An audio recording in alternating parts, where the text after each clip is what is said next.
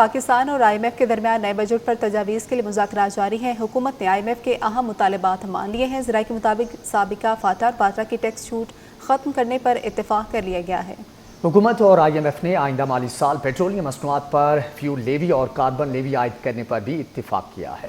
پاکستان اور I am F کے درمیان نئے بجٹ پر تجاویز کے لیے جاری مذاکرات میں حکومت نے آئی ایم ایف کے اہم مطالبات مان لیے۔ ذرائع کے مطابق سابق فاٹا اور پاٹا کے ٹیکس چھوٹ ختم کرنے پر اتفاق، کھاد پر سیلز ٹیکس کی عمومی شرح نافذ کرنے کے معاملے پر مزید غور ہوگا۔ حکومت اور آئی ایم ایف نے آئندہ مالی سال پیٹرولیم مصنوعات پر فیول لیوی اور کارن لیوی عائد کرنے پر اتفاق کیا۔ فی لیٹر فیول لیوی ₹100 تک پہنچ جانے کا امکان۔ لیوی کو توانائی سبسڈیز اور گردشی قرضہ کم کرنے کے لیے استعمال کرنے پر غور کیا گیا۔ جاری مذاکرات میں نئی قومی ٹیرف پالیسی کے تحت کسٹمز ڈیوٹی، ایڈیشنل کسٹم اور ریگولیٹری ڈیوٹی کو کم کیا جائے گا۔ پاکستان اور آئی ایم ایف کے درمیان نئے بجٹ پر تجاویز کے لیے مذاکرات جاری ہیں۔ حکومت نے آئی ایم ایف کے اہم مطالبات مان لیے ہیں۔ ذرائع کے مطابق سابقہ فاٹا اور پاترا کی ٹیکس چھوٹ ختم کرنے پر اتفاق کر لیا گیا ہے۔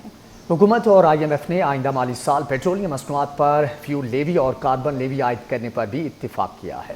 پاکستان اور آئی ایم ایف کے درمیان نئے بجٹ پر تجاویز کے لیے جاری مذاکرات میں حکومت نے آئی ایم ایف کے اہم مطالبات مان لیے۔ ذرائع کے مطابق سابق فاٹا اور پاٹا کے ٹیکس چھوٹ ختم کرنے پر اتفاق، کھاد پر سیلز ٹیکس کی عمومی شرح نافذ کرنے کے معاملے پر مزید غور ہوگا۔ حکومت اور آئی ایم ایف نے آئندہ مالی سال پیٹرولیم مصنوعات پر فیول لیوی اور کارن لیوی عائد کرنے پر اتفاق کیا۔ فی لیٹر فیول لیوی ₹100 تک پہنچ جانے کا امکان۔ لیوی کو توانائی سبسڈیز اور گردشی قرضہ کم کرنے کے لیے استعمال کرنے پر غور کیا گیا۔ جاری مذاکرات میں نئی قومی ٹیرف پالیسی کے تحت کسٹمز ڈیوٹی، ایڈیشنل کسٹم اور ریگولیٹری ڈیوٹی کو کم کیا جائے گا۔